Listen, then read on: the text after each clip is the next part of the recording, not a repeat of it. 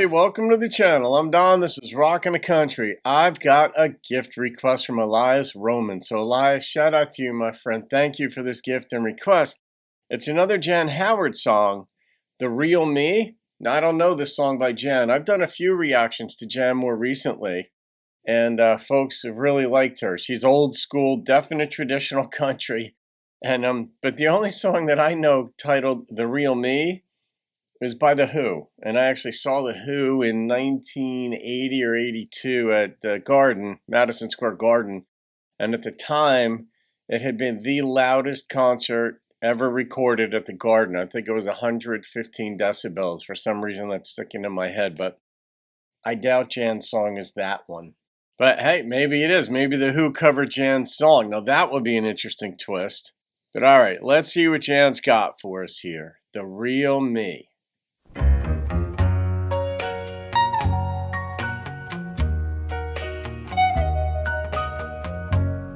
Almost has a 50s feel to it. All you ever see in me is the clown. Clown? I'm just someone who's a lot of fun to have around.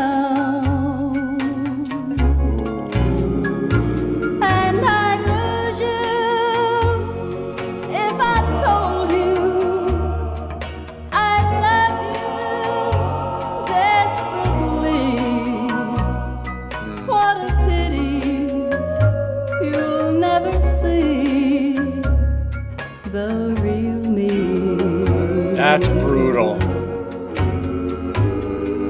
You see, I know what this feels like. Two of me, and one of me is lonely as can be, but she hides when you're about, and home alone she comes out.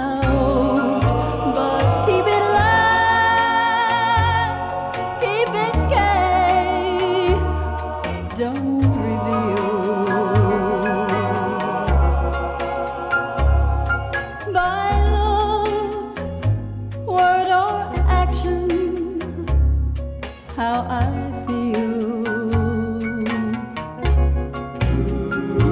For I'd lose you if I told you I love you, oh, hopelessly. Like the backing there. What a pity you'll never see the real me. It's a risk. What a pity you'll never see the real me.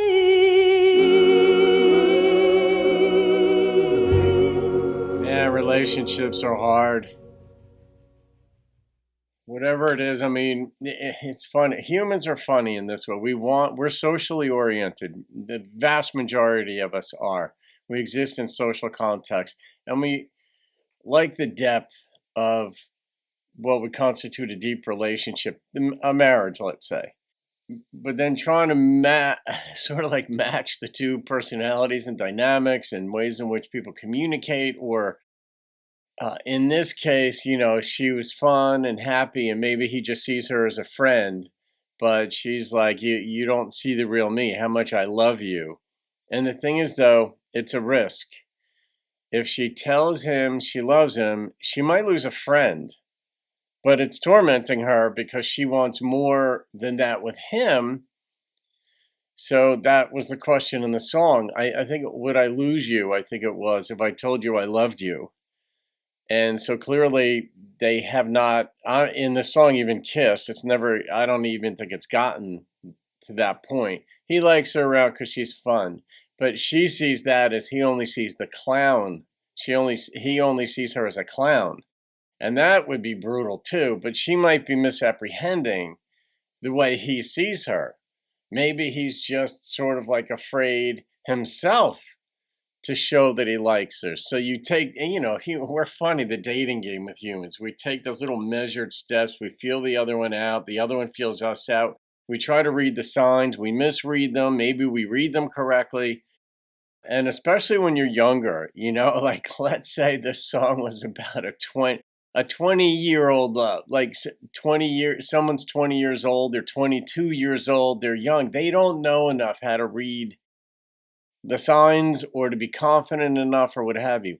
And I got to tell you, when you get older too, you do get a bit more confident, a bit more aware, but you can be wrong or just as scared as back then. And that is an odd realization when you get older, because I know I got divorced at age 55 and it wasn't my choice, but that's just the way life goes. If somebody's not happy with the relationship, they move along. And so I found myself in that situation, and then it was just fascinating, the realizations that you have. And I've said this on the channel before in different contexts, that we all have that 5-year-old still living in us. People are basically mean or nice, and we like being around nice people. And we like being around witty people. We like being around people who are accepting, maybe not judgmental. Most of us don't like judgmental people.